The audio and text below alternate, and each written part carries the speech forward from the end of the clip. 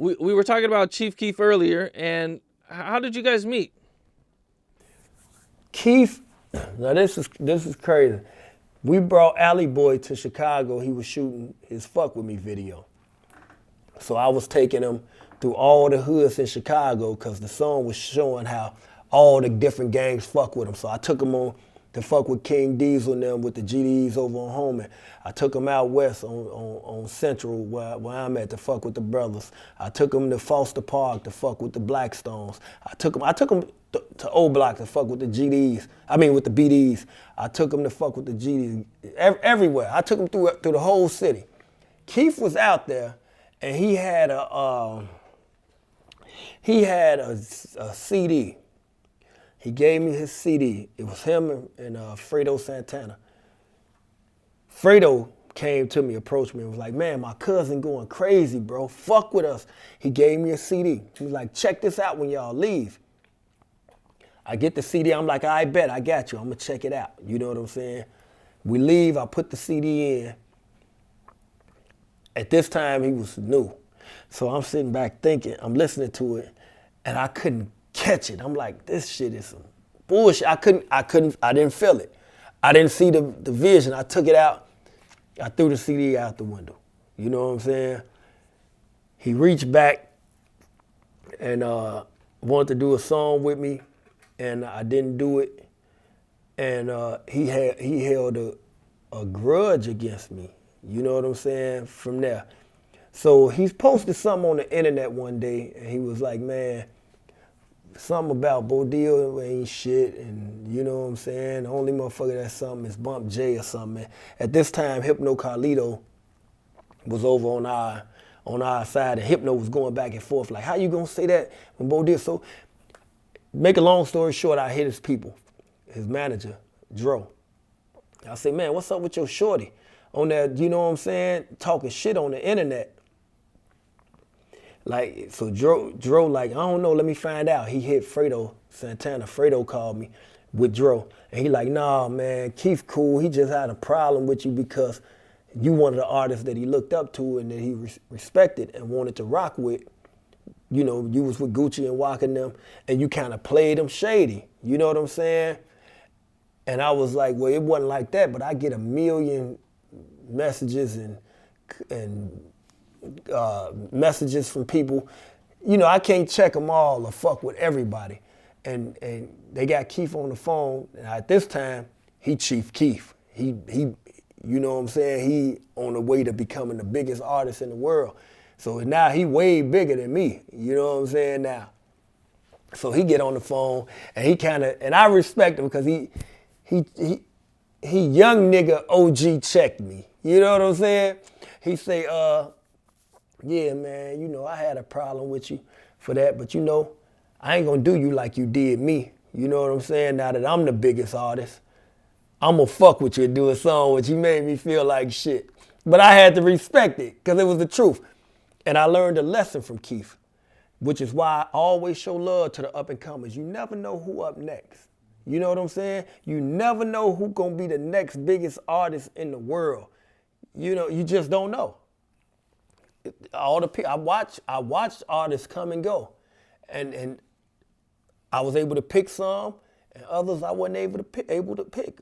I didn't see it coming. You know what I'm saying? So I always show love on that strength. If I see you working and you grinding, if you working and you grinding hard enough, you got the potential to become the next biggest artist in the world. It's just the luck of the draw. You know what I'm saying? And I learned that from Keef, man. You know what I'm saying? So shout out to Keef for little boy in me. You know what I'm saying? I got boyed by a little boy. Yeah. Cause at this time he was 16. So, you know, and he told me, like, so he knew. He like, you know, I ain't gonna do you like you did me. I'm gonna go ahead and do a song with you anyway. And we did that murder. Me and Waka went to his grandmother's house, recorded it in his living room, shot the video on the back of his house and all that shit. Then I did another song with him and Uncle Murder. I did about 3-4 songs with Keef. But Keef showed love, you know, when he didn't have to, because he was already on the way to being who the fuck he is now. You know what I'm saying? the king of motherfucking that drill rap music. You know, he might not be credited to making it. You know, Pac-Man, rest up to Pac-Man who get that credit, but you know, Keef took it to a whole nother level, man. He a true GOAT of this city, so I'm proud to say that he from Chicago. You know what I'm saying? We got a GOAT. We got a GOAT. We got somebody that influenced the world, that came straight from, had everybody talking about thoughts and thoinks and all this shit, and he right from the south side of Chicago, so, you know, we up right now. A lot of the slang in hip hop nowadays comes from Chicago, I've noticed. For sure. That whole drill movement, that drill rap, that drill scene, for sure, for sure. Recently in the news, I don't know if you had a chance to see this, but there was an artist called Pop Hunter from Philly. And some paperwork came out that he snitched when he was like 14 years old. Before I think before, you know, he ever was involved in the streets or did anything. His mom, I guess, you know, took him down there, made him identify somebody. And he had a big song called Corvette, Corvette. And Little Uzi, you know, jumped in and demanded that he take him off the song. And also Gilly the Kid was like, he can't support him anymore. What do you think about that? I agree. You don't get a pass for telling because you're young. I see a lot of people. Let me change that. Let me refrain from that. If you young and you in the streets and you living that life and you portraying this role, then you don't get a pass for telling just because you young. You know what I'm saying? I heard some OG talking. Yeah, you know these rappers be.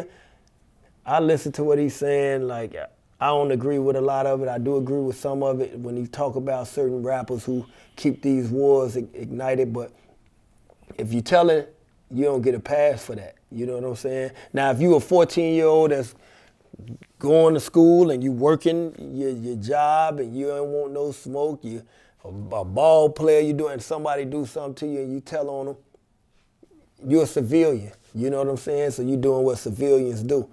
But if you was in the streets and you talking that shit, that gangster shit, and you rolling with the gangsters or you waving guns and all that and some shit happen and you tell, I mean, it ain't no justification for that. So I'm not mad at the people for not supporting it or supporting him. You know what I'm saying? It's unfortunate because at being a young black male and being put in a position to change you and your family lives, I want to see everybody win. You know what I'm saying? But I can't put my name on it, you know, because just with the certain morals and certain codes that even right now, you know, I still live by the code. You know what I'm saying? Even though I'm on the straight and narrow and living life right, I still have certain beliefs that I live and abide by daily. You know, so nah, I can't support him. He a little boy, but they say he was a little boy in that was portraying to be a street nigga. You know what I'm saying? So I'm not mad at the people who pulled back from him, and the people who still wanted to support him. I ain't mad at that neither. But at 14, I wasn't telling shit.